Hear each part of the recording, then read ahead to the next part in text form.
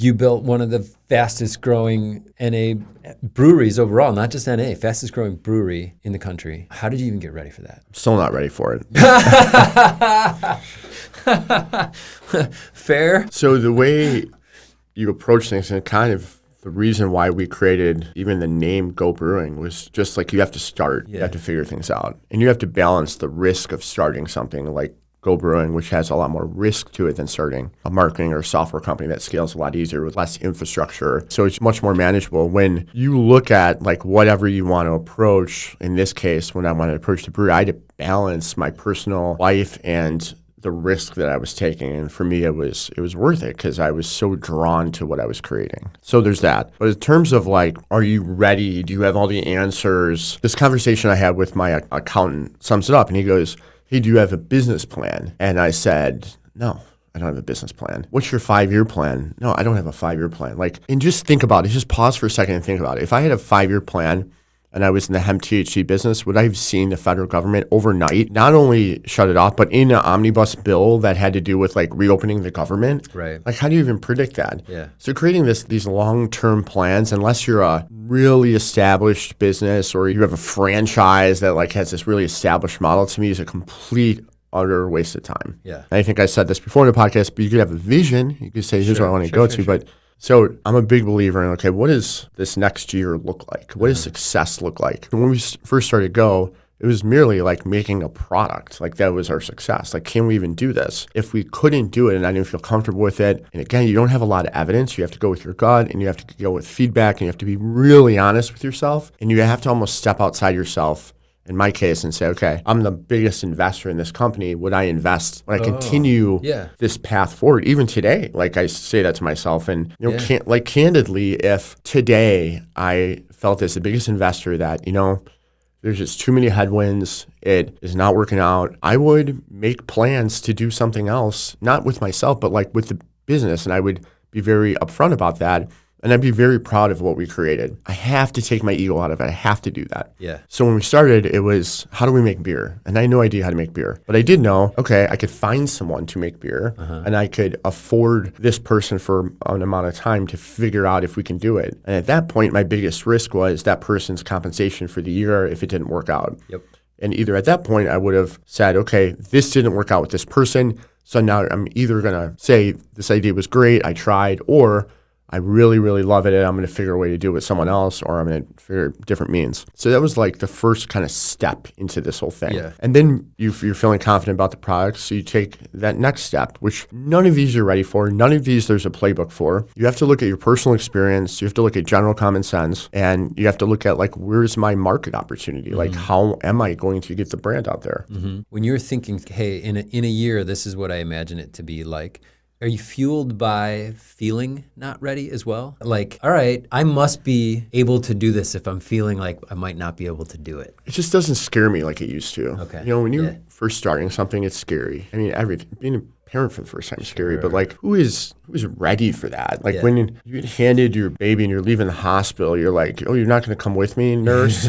They put the baby in the car seat and they're like, good luck, you know? And right. But that is how entrepreneurship is. That's how life is in many ways. Like when you're your first day of high school, your first day of college, you're thrown into this uncomfortable environment, but you figure it out. You just need to take the steps that make the most sense to you at that moment in time. Yeah. Learn from them quickly and don't like block out noise to say like, oh, well, I'm right, and, you know, all my customers are wrong, and I have conviction. That'd be the dumbest thing to do. So you just got to be really open. You got to, like, flow through things and understand that you're not going to know everything. You're not even going to know your next 5 moves. Yeah. In some cases. Yeah. Okay, so you find the brewer. It does work out. Then you're ready for the next thing. I mean, you knew the online world, you knew you could sell there, but then you have to get into stores. You didn't have any experience with... I had zero experience getting into stores. So this is where you also build kind of to where you're at, but you always got to be building ahead to where you want to go.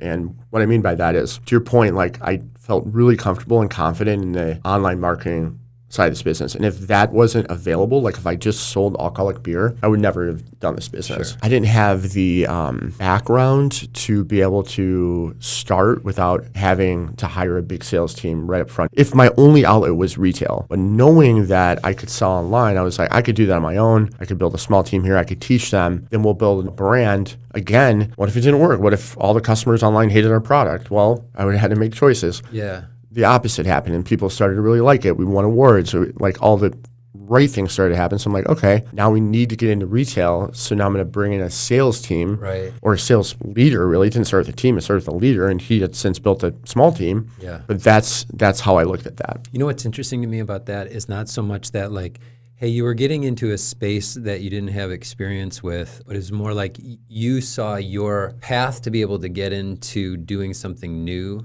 based on where you had been, right? Of if I had to go and hire a bunch of salespeople, that would have been a non-starter for me because I didn't know that retail space, but I did know how to do the stuff on my own online. So you got into the market with the way that you knew the way in, knowing that then it would create the opportunity to do the more traditional quote unquote needs of the business. The mistake that I see people make too is they will try to do it like all of that themselves. And I'm not saying it can't work, but just like anything, like I had a 25-year career in automotive. I could step into any conversation regarding automotive technology or software, and I'm already on third base. I have forgotten more than people will learn in that space. The same thing holds true for someone who has a lot of retail experience and understands how retailers work and how you sell to retailers and distributors, CPG specifically, right? So yeah, could I have learned that? Yeah, I could have learned it, but like, there's no way that I could have learned it. All the nuances and things, like you just can't read in the books. That is a job that's really specific that you have to hire for. Yeah. Why would I hire for that person day one? They have nothing to even really sell. They would have to force their way into things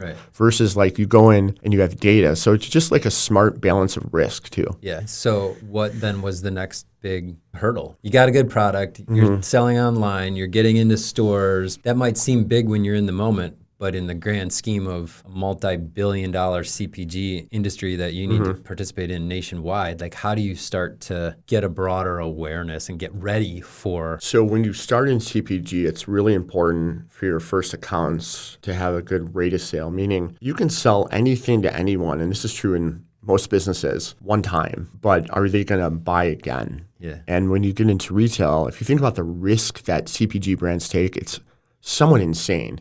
You build up this infrastructure, in my case, like multiple manufacturing facilities, millions and millions of dollars, yet a store can just cut us off and say, you know, it's not selling. And that can happen not even because the product, it can happen because it's bad branding or maybe there's a quality issue or, you know, there's a million things, right?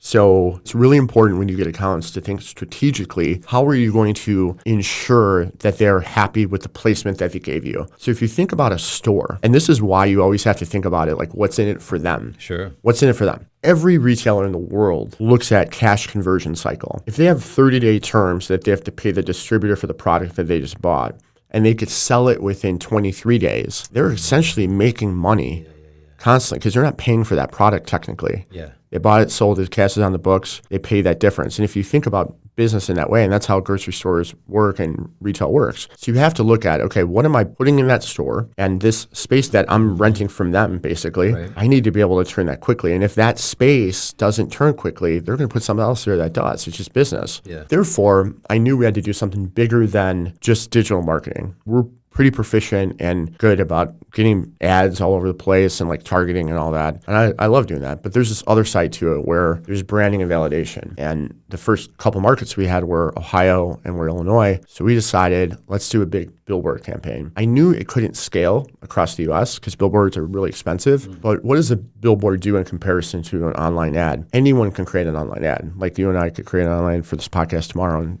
best podcast in the world, blah, blah, blah. But the reality is like when you see a billboard, it kind of gives the consumer that, oh man, that's a grown-up brand. Like, that's what you mean by validation. Validation. You look at it from a different lens of like, they wouldn't do that unless they're a big brand. Immediately when I see a billboard, I think of Apple, I think of Nike, I think of like big. So it's really important for us to punch above our weight, you know, to look much bigger than we were. Yeah. And what happened there is you started to see more customers that some knew I got in the space, some didn't, or you just meet someone at a fest, and I could have marketed to those people a million times online, and they remembered the billboard. They're like, oh yeah, I saw your billboard. That's awesome. That also did is, and this was our hope, that retailers like Costco would maybe drive past one of those billboards and be curious. And that's exactly what happened. It is so counterintuitive in terms of thinking about, even if you're not in marketing and advertising, billboards are mass appeal, gonna hit all these people, and you went into it thinking there's a few people that buy for Costco or Jewel or whatever, and I need to have them see this. Yeah, it was more of the retail validation and how do you separate yourself in this noisy space? And I didn't go into it with like, here's the exact retailers I want. Sure. But we've done things like we were having a hard time getting in touch with Whole Foods, and we were literally going to get a billboard right outside where we thought the buyer like commuted to work. Like, so you just have to think about like, how do you get on their radar subconsciously when they're passing a billboard all the time, then all of a sudden they see the request for like, will you just try this sample? And it's not like they're seeing a billboard and they're like, oh, I'm going to take this brand. What it can do is create an opportunity to get a meeting. And that's what happened with Costco. They didn't drive past the billboard and we're like, yes, I need that brand in Costco. It created this intrigue. So when we reached out, the response we got is we drove past that billboard 16, 17 times. I was really curious about it because the branding on it was a little bit edgy and it said, fuck beer pressure. Yeah. So they were like intrigued. And then that got us an opportunity to have a conversation and then got us an opportunity to get our first order through them. I mean, after a series of things, it wasn't that easy. Sure. And then from that point, it was like, okay, now we have to prove that we can actually deliver. So the next phase of, holy shit, are we ready for this? Costco said, yes, let's do it. Yeah. Is there a moment you're like, I can't fuck this up? Absolutely. Well, that's the other thing. Like if you get an order and now they've rented this space for you,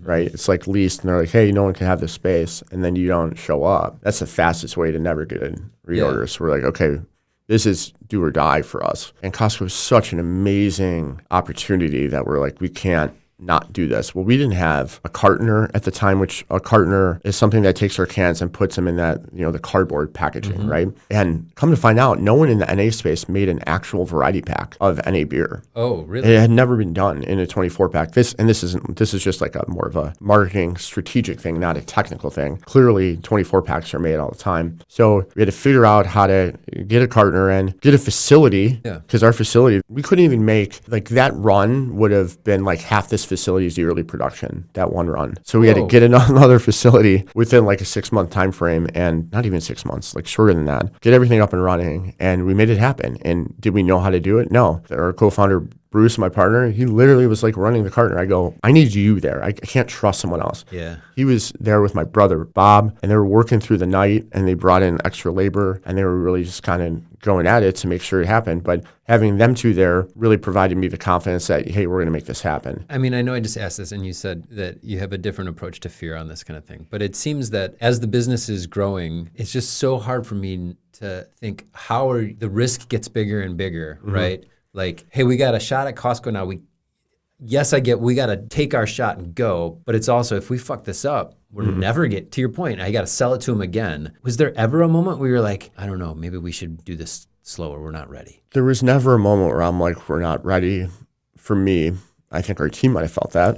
For me, it's like we have to become ready because in order to succeed in this space, we have to produce so much beer and sell so much beer to get to even a break-even point that I'm like, we can't not do this. Therefore, it's like the only way out is through to me. It's like you have to figure it out. Otherwise, if we just said we're not ready for Costco, they might not come back either because you're saying you're not ready. Okay, come back when you're ready. But what's happened since is, okay, we did that first run. Knock on wood, there wasn't that many issues. If really there was no material issues, meaning like there wasn't anything that was like drastically wrong or any quality issues, like it was pretty good. I'd say what we did learn is for the first run, we put too much in the market. Like it was great to see this order, but it was kind of an experiment because they had never done this before with the brand, yet it lingered longer than I wanted because I knew their goals. I knew their goals was a cash conversion cycle of 23 days. Yet the product didn't turn that quickly because in certain locations, it just, NA isn't as popular. Therefore, the next test run we did, we said, let's limit it. I'd rather sell less to you to help you hit your goals. So I'm not going to press you on taking more. Yeah. Now we're on our third run with them, and now we just really refined it. Now we know the stores that sell. We know the ones that don't. We know the strategy, and you just learn. So now it's like, okay, we learned a lot since the first one, and now we're dialing things in. And that's when you start to dial in systems and processes and build tools. And otherwise, like if you started and you're like, hey, build me a digital tool to calculate blah, blah, blah, you wouldn't even know what to ask for. Now, like I built this web app called Toolshed, and it's like all these various tools that help us with parts of the business of pain points that we're finding that now we could leverage technology to help with. But again, would you start with that? No, because you have no idea what you're going to run into. Yeah. So you said you're about to do your third run with Costco. So you were in for dry last January. Yep. And then we just did a fall pack with them. And now we're doing another dry January pack Coming up. And I'm so excited about this because it is such a great mix of beers. We are going to be in certain stores head to head with Athletic, which is exciting. And Athletic's huge and they're unbelievable and they do a great job. But like to compete with them on that level and look at rate of sale really is going to like show us like, where do we have opportunity? And hopefully we get enough local people or people in the area, because it's not just local, that would try our product. So I got to think, too, that Costco putting 2 NAs in at the same time is also a validation that, like, NA is taking off. The market's so much bigger than it had to have been a year ago. It's like you usually go in, do you have an NA at the bar, right? And they got one. They're not giving you a choice. And so it's not about you versus them is my point. It's really about, like, hey, we're all lifting the market up and it's growing tremendously for everybody. Yeah, that's right. Go before you're ready. That's right. Let's go.